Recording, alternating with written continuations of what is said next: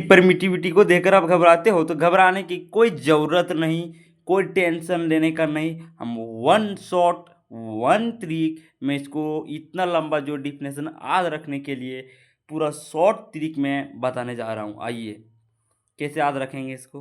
तो हम जो है रिलेटिव परमिटिविटी जो इसी के माध्यम से याद रखेंगे हैं। इसको रिलेटिव परमिटिविटी यानी क्या है, रिलेटिव परमिटिविटी तीन ठो होता है टोटल, है ना।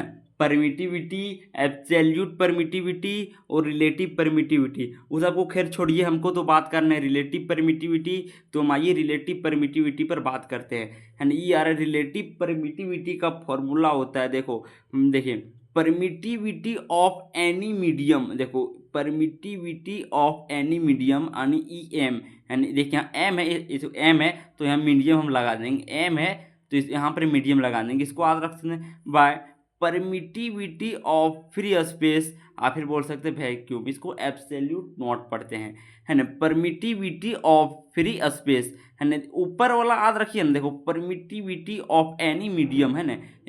रिलेटिव परमिटिविटी का जो फार्मूला होता है, परमिटिविटी ऑफ, फार्मूला नहीं, जो याद रखने का इसका जो तरीका है ना, रिलेटिव परमिटिविटी जो मतलब याद रखने का जो शॉर्ट तरीका है ना, फार्मूला भी बोल सकते हैं इसको, परमिटिविटी ऑफ एनी मीडियम, है ना। Permittivity of any medium E M, यानी any relative permittivity of any medium. और एब्सोल्यूट नॉट का मतलब हो गया permittivity of a free space या फिर वैक्यूम। अब इसको कैसे याद रखेंगे, देखिए कुछ नहीं करना है, इसको देखकर घबराना ही नहीं है कि इतना लंबा इसको याद रखेंगे कैसे। देखो देखिए रिलेटिव परमिटिविटी, ई आर हम भी वहाँ बताए थे कि ई आर का मतलब हो गया रिलेटिव परमिटिविटी। अगर कहीं केवल ई मतलब जो है इस तरह का जो देखने का मिल जाए तो उसको कहते हैं परमिटिविटी। और ई जी मतलब यहाँ पर आर के जगह पर जीरो मिल जाए यानी जीरो, तो उसको बोलते हैं एब्सोल्यूट परमिटिविटी। लेकिन कहीं यहाँ आर मिल जाए तो इसको बोलते हैं रिलेटिव परमिटिविटी। खैर हमको उस सब का बात नहीं करना है, हमको बात करना है रिलेटिव परमिटिविटी, है ना। तो रिलेटिव परमिटिविटी को हम लोग डाई इलेक्ट्रिक कांस्टेंट, है ना, डाई इलेक्ट्रिक कांस्टेंट यानी कापा भी कहते हैं। दो नाम है जिससे आप लोग देखते हो है ना, हल्का सा मिस्टेक हो गया। जैसे आप लोग देखते होंगे कि मतलब घरवा तरफ कुछ नाम है शशि, क्या नाम है शशि, ता आप कहीं पढ़ने आए तो वहाँ तो शशि बोलता हो, लेकिन घरवा तरफ कोई अगर बोला था ससिया, ए ससिया इधर आओ, ससिया, और उसका नाम क्या है शशि, तो बुला रहा है दो टाइप से। तो इसका दो नाम है, रिलेटिव परमिटिविटी और डाई इलेक्ट्रिक कांस्टेंट। यानी ये के नहीं है, ये के इसको कापा कापा, देखो के किस तरह लिखाता है। देखो के जो लिखने का हमारा तरीका है, के जो हम लोग के जो है इस तरह लिखते हैं कि, लेकिन जो कापा है हम लोग कापा किस तरह लिखते हैं पता है, ए वाला करके इस तरह हल्का सा यहाँ से इस तरह हम लोग कापा लिखते हैं, है ना।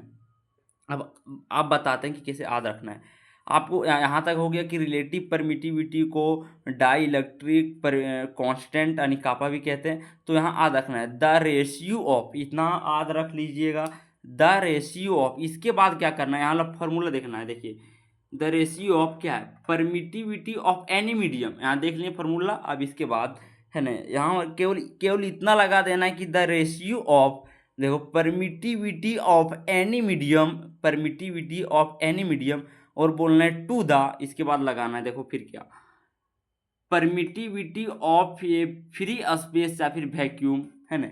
इसके बाद देखना परमिटिविटी ऑफ द फ्री वाला, हाँ लिखा फ्री स्पेस इज, है ना, फ्री स्पेस है, फ्री स्पेस है लिख दिए